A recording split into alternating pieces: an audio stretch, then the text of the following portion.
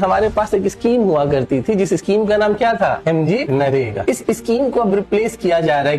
जी राम जी, अभी बिल नहीं है, कल से ये क्या हो गया, एक्ट हो गया। इट्स नॉट ओनली अबाउट कि नाम बदल दिया गया है, पूरा का पूरा जो सोल था एक्ट का, जो ऑब्जेक्टिव था एक्ट का, वही चेंज कर दिया गया है। फर्स्ट थिंग फर्स्ट, ये कैसा है, डिमांड ड्रिवन। डिमांड ड्रिवन का मतलब क्या है कि अगर आप डिमांड कीजिएगा तो आपको काम मिल जाएगा। मतलब काम की गारंटी है या नहीं है, काम की गारंटी है। बट अभी क्या हो गया है, सप्लाई ड्रिवन। सप्लाई ड्रिवन का मतलब क्या है, काम होगा तो मिलेगा। पहले कितने दिन के लिए था, अब बढ़ा के लिए कितना कर दिया गया है, 125। पहले जो बजट का एलोकेशन था दैट वाज लाइक 90:10 को भी चेंज करके क्या कर दिया है, 60:40। और जैसे ही आप स्टेट्स के ऊपर बर्डन बढ़ाओगे, आपको लगता है कि स्टेट्स के पास पैसा है, नहीं, तो स्टेट पार्टिसिपेट करना क्या कर देगा, कम कर देगा।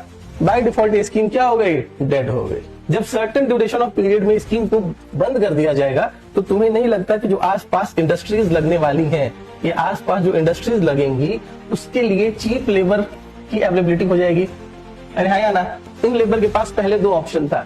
एक ऑप्शन था 250 रुपए पर डे में इस फैक्ट्री में काम करना, एंड दूसरा ऑप्शन था 350 रुपए पर डे में कहाँ काम करना, एमजी नरेगा में काम करना। अब आपने इस स्कीम के लिए क्या निकाल दिया, ब्लैकआउट पीरियड।